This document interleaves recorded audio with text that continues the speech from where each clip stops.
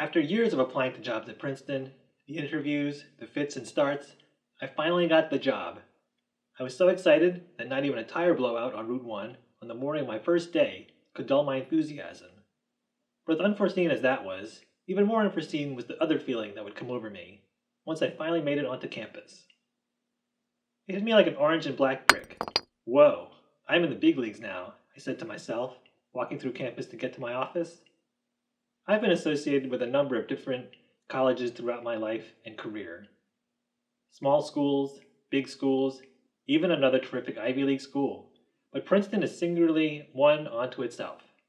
Walter Becker, the late co-founder of Steely Dan, once looked around at the collection of ace studio musicians he and Donald Fagen brought in to record their about-to-become legendary album Asia, and said, "Wow, I'm really outclassed here, you know?" That quote was ringing in my ears as I walked past real English ivy on spectacular Princeton buildings. And during that walk, maybe it was a ghost of Princeton past who whispered into my ear, whatever game you brought to Princeton, you need to raise it. There it was. There was that feeling that I had not anticipated. So how did I get over that? How did I overcome feeling like I was outclassed? In days of yore, when smartphones first roamed the earth, we used to say, there's an app for that. Feeling like I needed to raise my game to the highest it's ever been, feeling like I don't want to be outclassed, feeling like I need to be worthy of this place, I said, there's a podcast for that.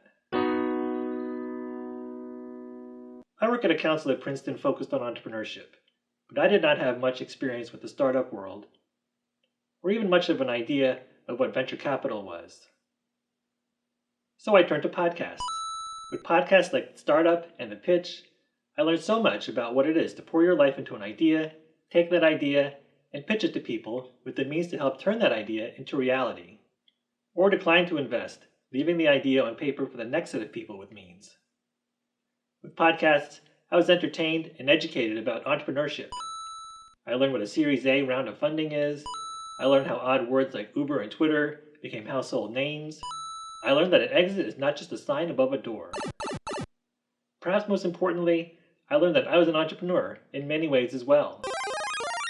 I had left a career in environmental consulting that was fine, with good money and the ability to use the formal science education that I had received at those small and big schools. But changing careers, building a portfolio of creative skills and experience, taking an idea, I wanted to do creative work at Princeton, and pitching it to people with the means to make that idea into reality, my work group, I realized I was doing something quite similar to the people that I had heard about in long binges of podcast listening.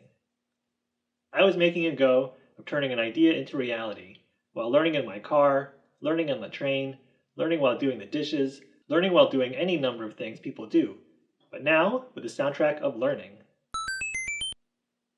I enjoy hearing both the content and craftsmanship of a good podcast. I'm a designer at heart, and a good design tells a story. In visual communication, the goal is to guide the eye through a design to effectively communicate a point. This guidance is a way of telling a story. In the same manner, I enjoy thinking about the audio choices that went into the design of a production. How is this 3-second bumper of music supposed to guide my ear?